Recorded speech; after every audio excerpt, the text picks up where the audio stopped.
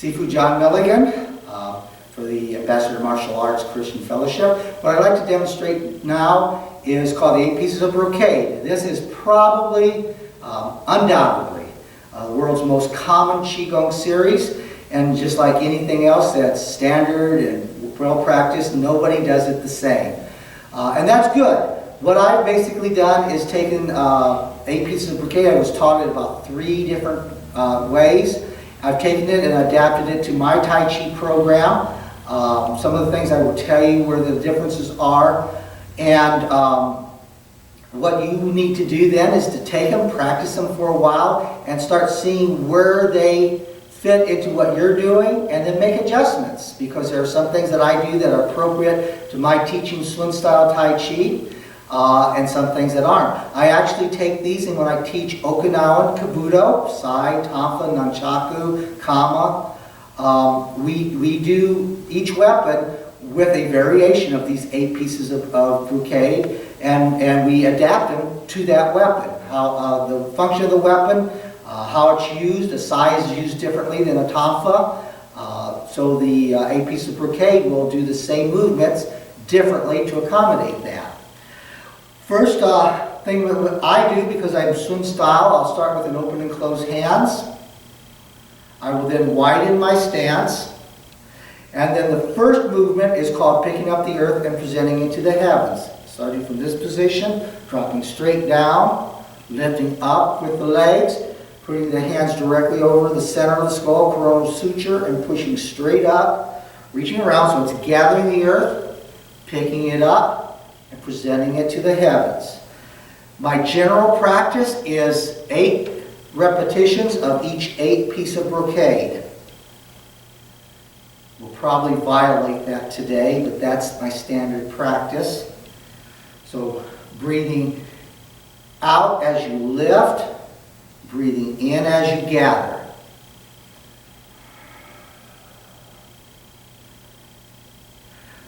The second piece of brocade starts from the up position in the lifting the earth. From here, I'm going to draw back the bow. I'm going to drop one hand down. I'm going to curl the first 3 fingers. Leave my index finger pointing to the sky, the thumb out. This is my bow sight and arrow notch. I will then reach down and grab the bowstring, and I'll pull straight across as I sink straight down, still in a horse riding stance. Most people will then take and switch something like that. I do not. Because I do Sun style Tai Chi, which has a huge Bakwa influence, I'm going to go up over the head. I'm basically going to do a pass and parry coming down, reaching in underneath and grabbing the bowstring and sinking at that point.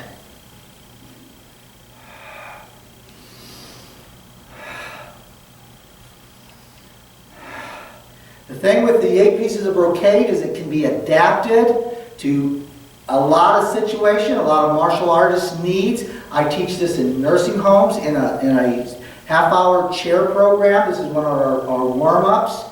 We do 7 of the 8 circles, which warms up the joints, and then we do the 8 pieces of brocade in the chair. The third is called lifting with one hand. Some people call it pressing heaven and earth. Basically, you're going to do press upwards and downwards at the same time. Roll the palm back behind the thigh, press down from there, and then again directly above the coronal suture. This is going to force the movement towards the back of the body. If my hands was like this, it moves towards the front. I want it towards the back, so I'm working the longest muscles behind the spine to the lateral sides and behind the spine. Hugely important to get flexibility and strength in those muscles. This is a very good thing for all martial artists to do.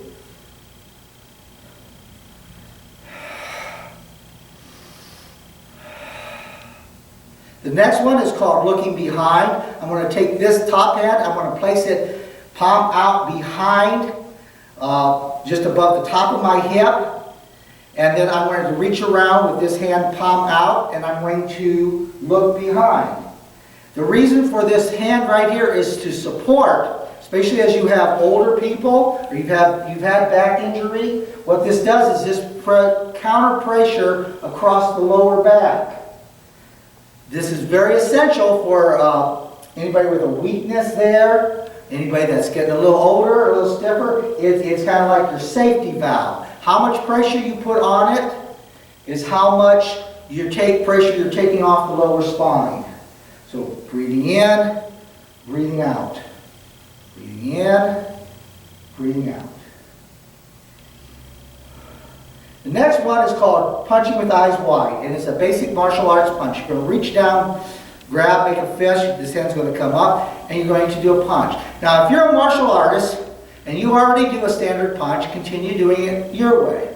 Now, I do mostly Tai Chi, so I will often form a Tai Chi fist, which has an invisible marble held right here, and this part of the hand is not used at all. That's why it can be loose. Everybody's going to say this has to be real tight. But if I'm only actually punching with this part, I don't really need that. I just need the fingers to be pointed in the direction that I want the energy as a counter to be directed. If my fingers are out like that and I punch, it's going to form my wrist to break. Pointing the fingers back, it's going to form a structure. I do a 3/4 way lift, then rotate at the last. Again, if you do a style that does a full rotation throughout, continue doing it your way. If you're not a martial artist, you're learning this for health reasons, try to do it the way I do it. But basically it's just standard martial arts punch. The next piece of Brocade, we're going to work the legs. We're going to do what's called drawing at the toes. You're going to put your hands behind your legs. You're going to breathe in. You're going to exhale and rub down. Then you're going to come to the front and you're going to rub the top of the front of the legs, breathing in. Now, you can go all the way up. Breathe down. I like to kind of stay with my body bent. I started out the other way. I've over the years developed it so that I do not come all the way up. The reason for that is we've learned in sports medicine when you do a stretch, you don't want to take the weight off of the stretch completely. You're going to actually do damage by doing that. So you want to do a nice gentle stretch breathing.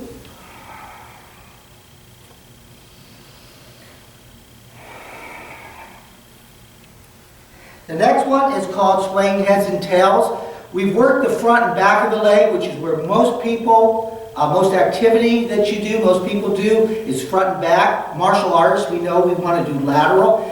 But if you're going to be dealing with balance issues, it's extremely important to work the inside and outside, the lateral parts of the leg. Strength and stretch is extremely important to maintain because when you fall, you often fall to the side. If you've got nothing here, you're not going to be able to catch yourself. So basically you turn, point the toe up, you come down. Now you can reach down and come up, or you can just kind of turn here. Now when I do a weapons, we'll often do what's called a warrior pose because you see this position like this. If you're more advanced martial arts, you might want to do that position. That takes the safety valve off of the legs. I'll often have, if you're just holding like this, you're providing, again, counter force to protect the knees.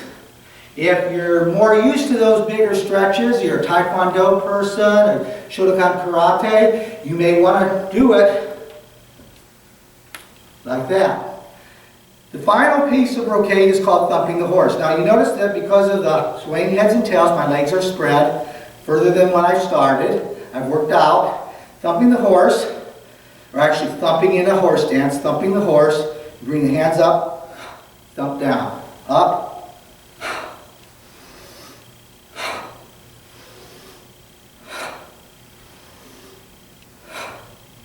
And I'll finish with the drawing breath in this position. And one last thing I'll often do at the end of a Qigong, I will turn the hands out like this, breathing in, and then exhale and relax. The reason for the turning the hand out, just like your seated meditations, the hand palms will often be up. Rotating the thumbs out like that draws the shoulders back, provides a much better, clearer air passage to the lungs, So if you're doing a long period of meditation, this posture is essential. And just simply close.